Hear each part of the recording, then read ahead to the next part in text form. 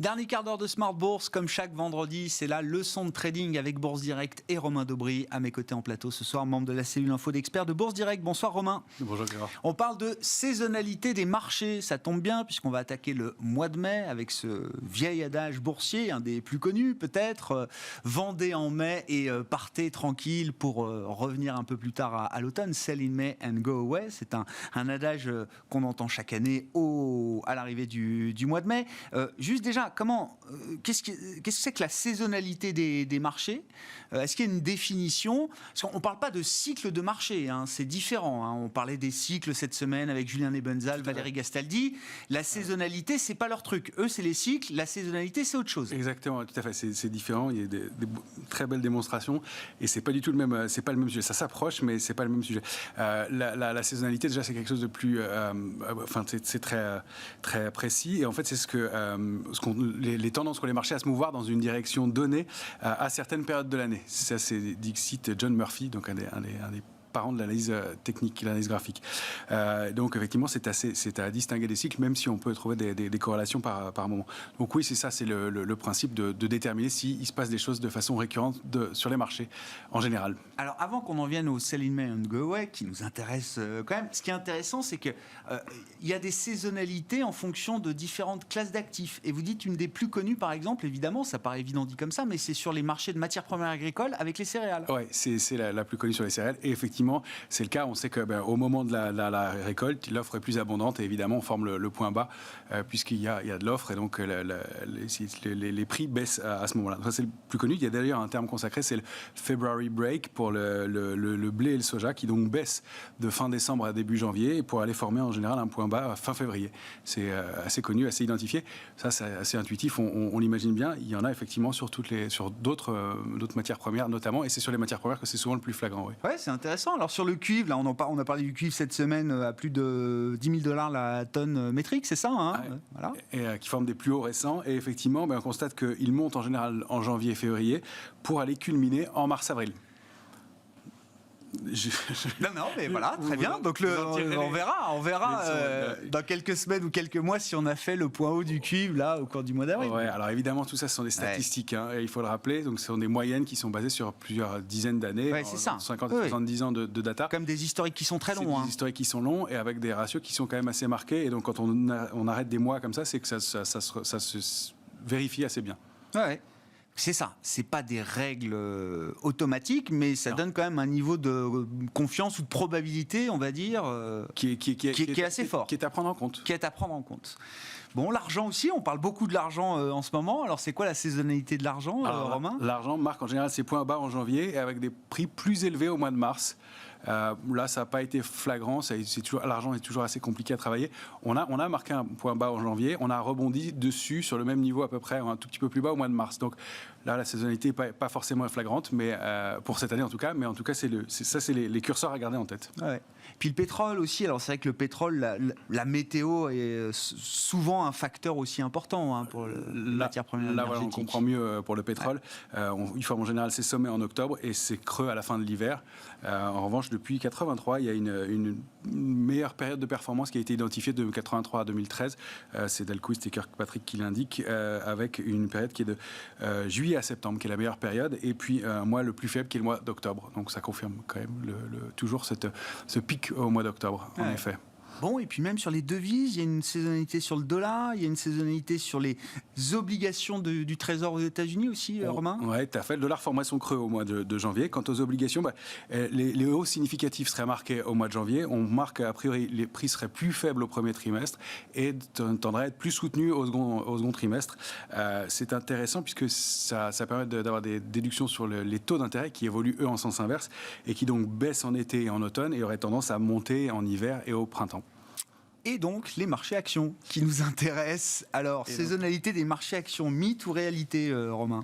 Alors oui, il y a une saisonnalité, elle est bien identifiée. Il y a pas mal d'études sur le sujet. Il y en a une qui est très connue, qui est probablement la plus exhaustive, en tout cas la plus large.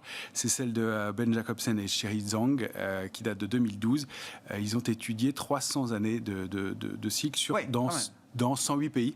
D'accord. Donc c'est large et il est clair que la période novembre-avril, donc le vaccin Pfizer jusqu'à ce soir, surperforme très largement la période mai-octobre. C'est le cas quasiment 9 fois sur 10 de la surperformance et c'est de plus en plus marqué depuis une dizaine d'années. Oui, c'est d'ailleurs intéressant de le prendre dans ce sens-là, parce que l'adage boursier dit sell on May and go away.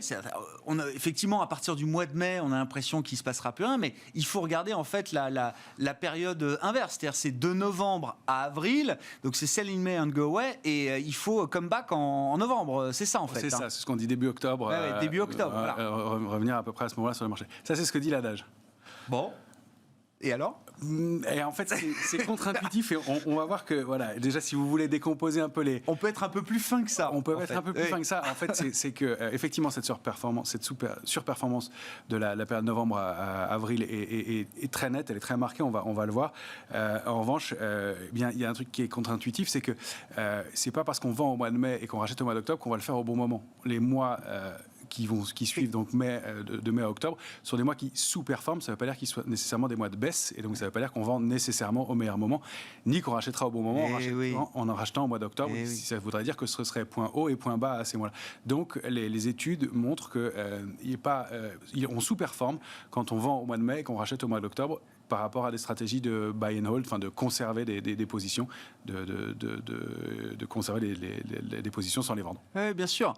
S'il n'y a pas de signal, enfin, je veux dire, le mois de mai la baisse en mai peut se former à la fin du mois de mai. Donc, vendre le 1er mai de manière systématique, automatique, c'est pas forcément, ça fait pas une stratégie de marché, ça fait pas une stratégie d'investissement. On peut tenir compte du fait que c'est un mois plus faible et que, effectivement, quand on vient d'un rallye important avant, on peut être un peu plus prudent, par exemple.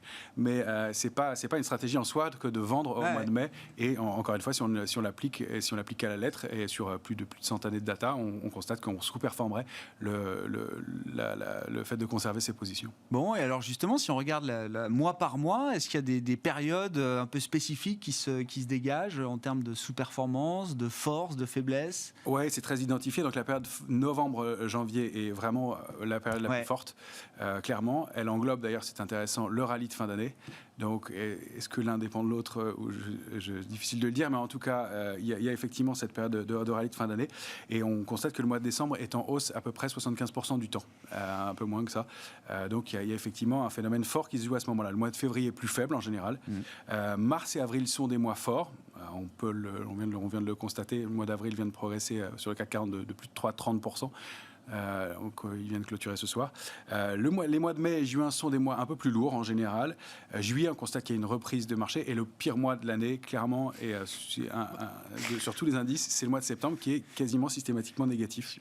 Enfin, en tout cas, en statistique sur plusieurs années. Donc ça, c'est vraiment le mois qui est baissier et le mois le plus marqué. Et après 300 ans d'études sur plus de 100 pays, on arrive à trouver quand même des explications, ou c'est juste des historiques statistiques qui font qu'en moyenne, c'est comme ça que ça se passe? Alors l'explication que je trouve la plus rationnelle, je ne sais pas si elle est valable, mais c'est qu'a priori en fin d'année, on sera un peu optimiste sur les perspectives de l'année à venir, sur la croissance, et que bien, au mois de mai, enfin en tout cas à la fin de la période, on reviendrait à la réalité, que l'année ayant commencé, et qu'on reviendrait un peu à des choses plus rationnelles, plus réalistes, et qu'on serait moins dans la perspective, et que le marché reviendrait un peu à la raison, manifestement. Il y a un facteur psychologique humain, quoi. Psychologique humain et d'anticipation des analystes aussi, qui auraient tendance à penser à la surperformance. Bon, et puis il y a aussi des cycles intéressants autour de la présidentielle américaine. Ça revient tous les 4 ans, ça y est, on est reparti pour un cycle présidentiel aux États-Unis, et on a toujours effectivement des comparatifs intéressants qui fleurissent à ce moment-là. Voilà, alors là c'est pour ça que ça flirte avec la notion de cycle, mais c'est un cycle 4 ans, le cycle des présidentielles américaines. Et là, la saisonnalité est très marquée, puisque l'année de l'élection, ça c'est une étude toujours de John Murphy, l'année de l'élection de 1904 à 1998, ça a produit 224% de hausse moyenne sur les indices américains, alors que les années post-électorales et mi-mandat sont des années faibles, elles ne produisent que 66% de hausse, toujours sur la même période, 1904-1998. Et l'année préélectorale est aussi une année forte, puisque c'est 217% de hausse sur la même période. Alors, présenté différemment, ça c'est Delquist et Kirkpatrick, eh bien, les 2 dernières années de chaque mandat, depuis 1832, les 2 dernières années de chaque mandat, eh bien, ont permis une hausse de 557% depuis 1832, alors que les 2 premières années de chaque mandat présidentiel n'ont enregistré une progression globale que de 81%. On voit la différence. Alors, pareil, il y a toujours pas mal d'explications possibles, les cycles économiques peut-être, mais les considérations électorales semblent assez plausibles. Encore faut-il savoir dans quelle mesure les présidents peuvent influer sur les taux. On peut terminer avec quelques faux amis, peut-être, Romain. C'est vrai que j'entends souvent, la première séance de janvier donne le ton de l'année. Alors, c'est les 5 premières séances de l'année sur le S&P, où, comme ira le mois de janvier, ira le S&P, c'est pas significatif. D'accord. Ça fonctionne pas ou plus, en tout cas. C'est pas le cas. Il y avait un système qui fonctionnait un peu, c'est que les small caps, les petites capitalisations, surperformaient au mois de janvier, les grosses capitalisations. Depuis quelques temps, ça devient peu fiable, et on peut plus vraiment se fier à cette croyance-là non plus. Ne basez pas une stratégie là-dessus, d'accord. Et puis il y en a un dernier, acheter le lundi et vendre le vendredi. Ouais, et ça depuis 30 ans, toujours, ça a été analysé toujours par Delquist et Kirkpatrick, et non, ça fonctionne et ça marche depuis pas. Plus de 30 ans. D'accord. Ça fonctionne pas non plus, donc ça c'est pas le genre de... C'est le genre d'adage qu'il faut oublier. Merci beaucoup, Romain. Merci d'être venu nous apporter des éléments autour de cette saisonnalité, ces saisonnalités des marchés, puisqu'on voit bien que les différents actifs connaissent tous des saisonnalités plus ou moins fortes. Romain Daubry qui était avec nous pour cette leçon de trading du vendredi. Notre partenaire Bourse Direct avec nous le vendredi à 19h15 et on vous retrouve lundi à 12h30 pour le plan de trading de la semaine prochaine. Bon week-end, Romain. Bon week-end à toutes et à tous. On se retrouve donc lundi en direct à 12h30 sur Bismart.